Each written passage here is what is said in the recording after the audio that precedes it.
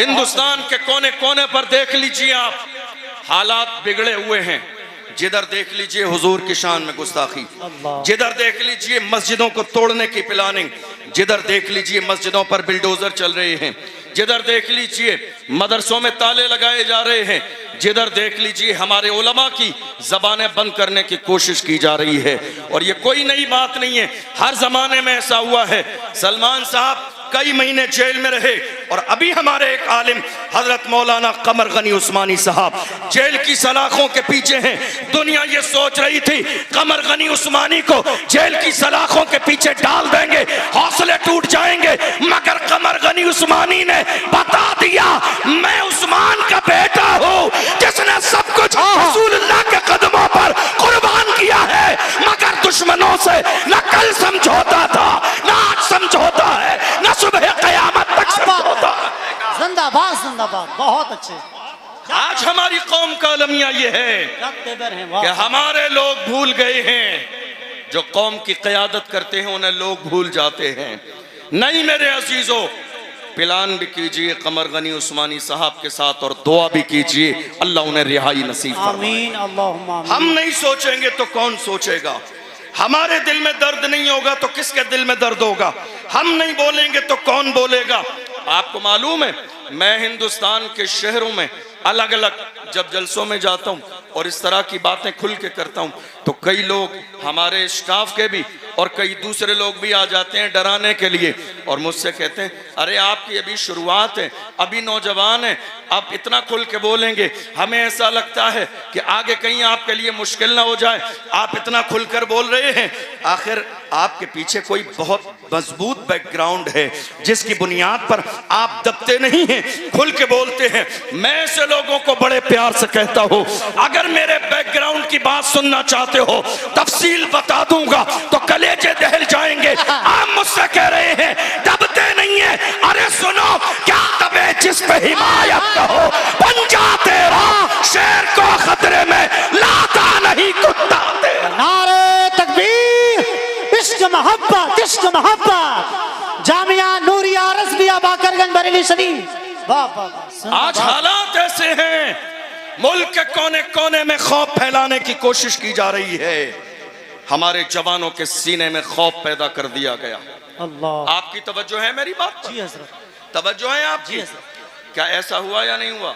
जी। क्या खौफ नहीं फैलाया गया? क्या आज खौफ नहीं है लोगों में? है। बाज़ाब्ता प्लानिंग के साथ खौफ फैलाया गया। ये खौफ ही की अलामत है कि हमारी मस्जिदें तोड़ी जा रही हैं और बोलने वाला कोई नहीं है। ये खौफ की ही अलामत है कि संभल की शाही जामा मस्जिद के साथ मंसूबा बंदी के साथ माहौल खराब करने की कोशिश की गई, बोलने वाला कोई नहीं है। ये मंसूबा बंदी ही है जो फतेहपुर के मकबरे पर लोग चढ़ के बेहुरमती कर रहे थे मगर कोई बोलने वाला नहीं था। ये मंसूबा बंदी ही है कि आपने जनवरी और फरवरी में बाज़ाब्ता हमारे लिए संग बाज़ाब्ता अयोध्या के मेले में हमारे लिए बोर्ड लगा दिए गए, मुसलमानों की एंट्री नहीं होगी। हमसे कहा जाता है नफरत फैलाते हैं, हम नफरत फैलाते हैं। देख लो मुल्क का सबसे बड़ा उर्स मेरे आला हजरत का उर्स है, कोई बोर्ड लगा कि फुला नहीं आएगा? गरीब नवाज के उर्स में कोई बोर्ड लगा कि फुला नहीं आएगा? मखदूम की छोटा के उर्स में कोई बोर्ड लगा कि फुला नहीं आएगा? हमारे सीने कुशादा है, दिल कुशादा है, घर कुशादा है।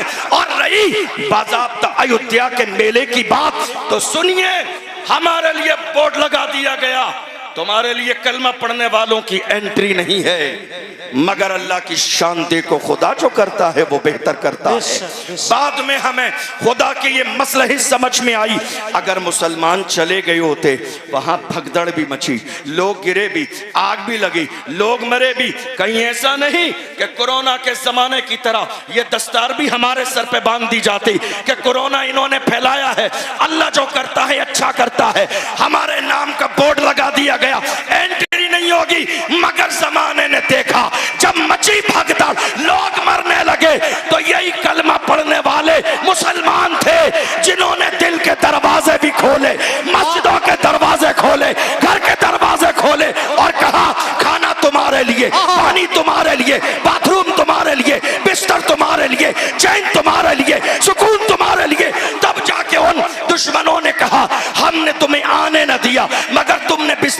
दिए तो मुसलमानों ने कहा वो तुम्हारा किरदार था, ये मोहम्मद अरबी के गुलामों का किरदार। बहुत अच्छे, जिंदाबाद जिंदाबाद, सुभान अल्लाह। तुम्हारा किरदार था, हाँ। ये मोहम्मद अरबी के गुलामों का किरदार है। फिर भी हमसे ये गिला है कि वफादार नहीं, क्या कहने हैं, वाह। फिर भी हमसे ये गिला है कि वफादार नहीं। अरे हम वफादार नहीं, तू भी तो दिलदार नहीं। जिंदाबाद, क्या बात। आज वाह वाह। मुल्क के हालात दिन ब दिन खराब क्यों हो रहे हैं? आपने कभी गौर किया? खराब इसलिए हो रहे हैं कि जहां कौम मुस्लिम को बोलना चाहिए मुसलमान वहां बोलते नहीं हैं, और जहां मुसलमानों को खामोश रहना चाहिए वहां मुसलमान बोलते नजर आते हैं। यही वजह है कि हालात दिन ब दिन खराब होते चले जा रहे हैं। मैं बस अपनी कौम से इतना कहता हूँ, ये खामोश मिजाजी तुम्हें जीने नहीं देगी, ये खामोश मिजाजी तुम्हें जीने नहीं देगी।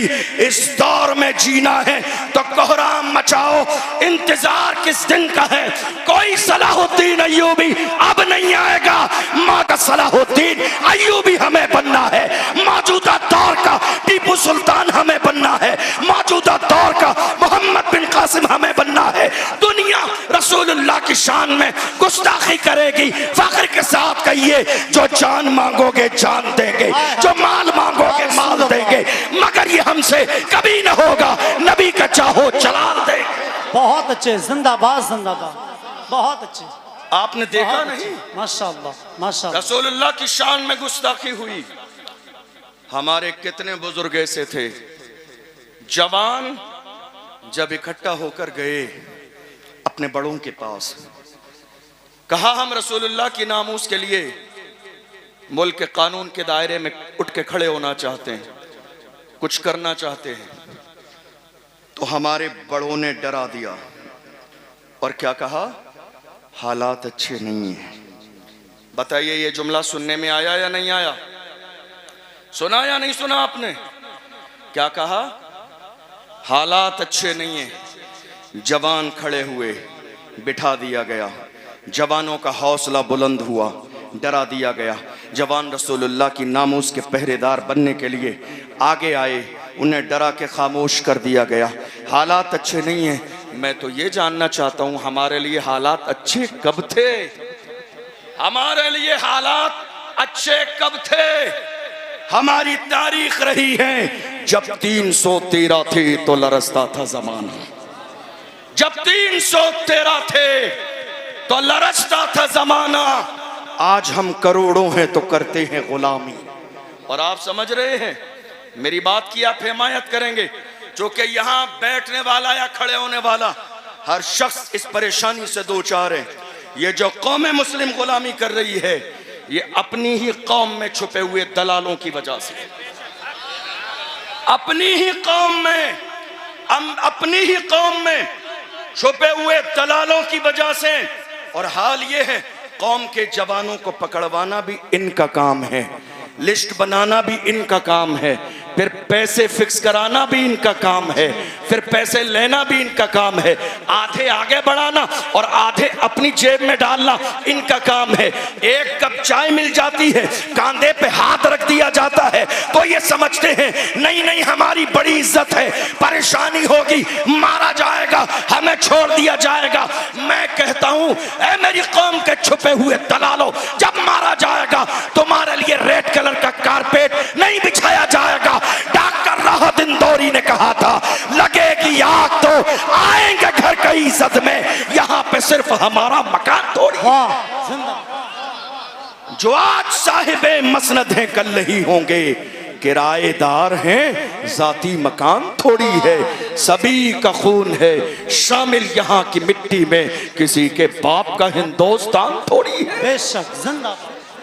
सभी का खून है शामिल यहाँ की मिट्टी में, किसी के बाप का हिंदुस्तान थोड़ी है।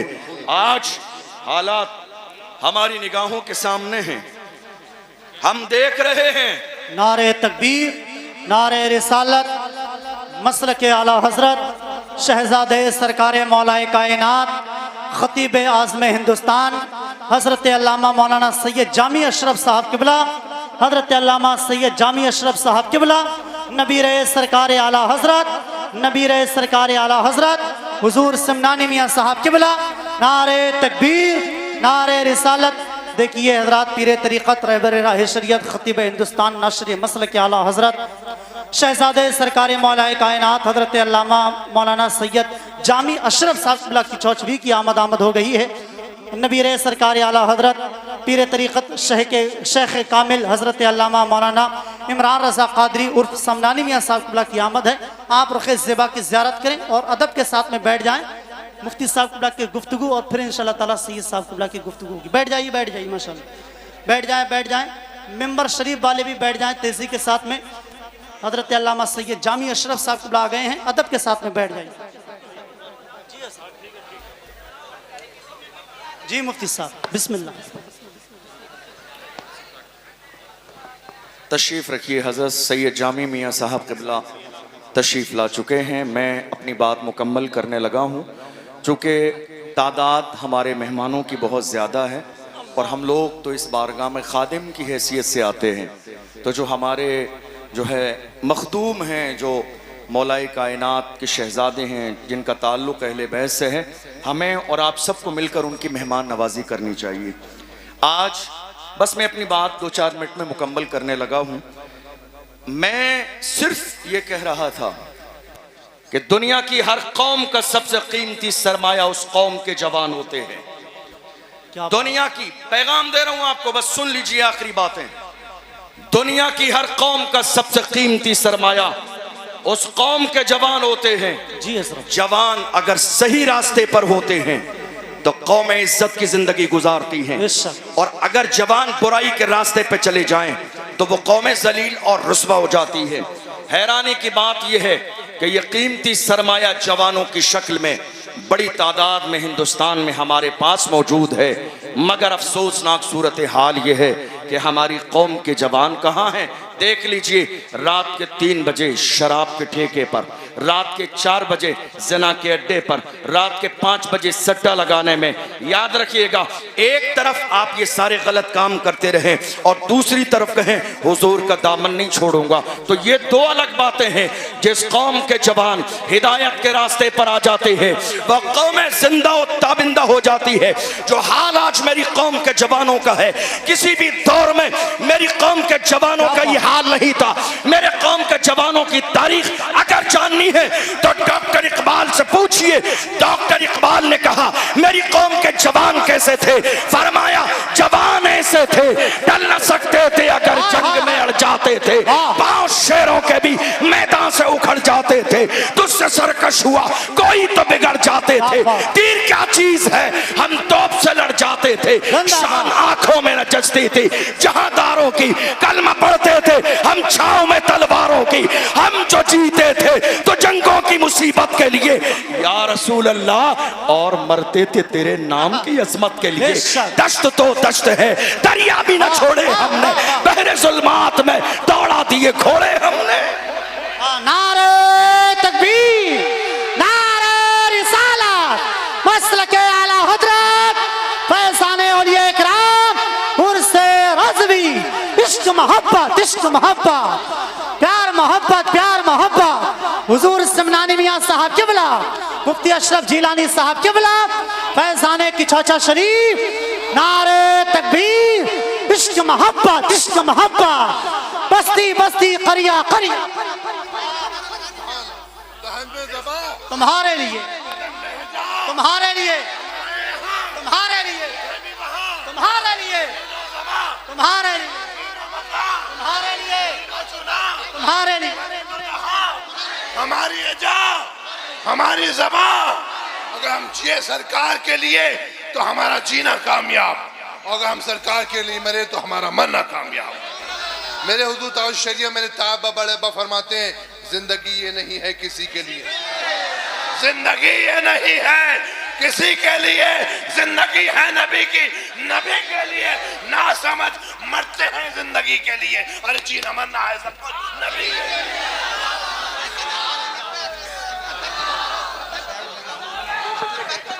माशाअल्लाह, बस बस बस बस हो गया माशाअल्लाह। तकरीर सुने सुने माशाअल्लाह। आज हालात ये हैं, लगातार ये प्लानिंग की जा रही है रसूलुल्लाह की शान में गुस्ताखी की जाए और पैगंबर की अजमत को घटा दिया जाए। बस 2-4 मिनट आपके ले रहा हूं, बात मुकम्मल होने लगी है। लोग कोशिश कर रहे हैं मुल्क के कोने कोने पर कि पैगंबर की शान में गुस्ताखी करो तो पैगंबर की शान घट जाएगी। मैं कहता हूं बेवकूफो, तुम्हारे चाहने से शान घट जाएगी। अरे हम बरेली वाले हैं, बरेली से आवाज आई है, रहेगा यूं ही उनका चर्चा रहेगा, बड़े खाक हो जाए जल जाने वाले, जिंदाबाद जिंदाबाद। हश्र तक डालेंगे हम पैदाइशे मौला की धूप, मिस्ल फारस नजद के किले गिराते जाएंगे, खाक हो जाए अदू जलकर मगर हम तो रजा, दम में जब तक दम है जिक्र उनका सुनाते जाएंगे। एक जुमला हजरात, आखिरी 2 जुमले सुन लीजिए। आखिरी बात, अपने सीनों से खौफ निकाल दीजिए, अपने सीनों से डर निकाल दीजिए।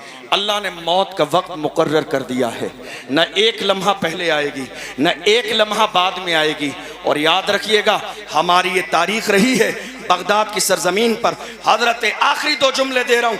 बगदाद मोहल्ला की सरजमीन पर हजरत इमाम मूसा काजिम को जब खलीफा के दरबार में बुलाया गया था, उन्हें जलील करने के लिए आए, पैरों में आलीशान जूते पहनकर इतने बड़े मजमे में खलीफा ने कहा, देखो ये रसूलुल्लाह के शहजादे हैं, आजिज़ी नाम की कोई चीज़ नहीं है, पैरों में आलीशान जूते पहनकर आए हैं।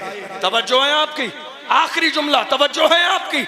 का देखिए, पैरों में आलीशान जूते पहनकर आए हैं। उस वक्त में इमाम मूसा काजिम ने फरमाया, हमारा तेवर क्या थे, हमारा लेवल क्या था। इमाम मूसा काजिम ने पैर की तरफ इशारा करके फरमाया, ओ नादान, हम मुस्तफा की औलाद अपने पैरों में आलीशान जूते इसलिए पहनते हैं ताकि तुम जैसों की नजर हमारे जूतों पे रहे, तुम जैसों की नजर हमारे जूतों पे रहे।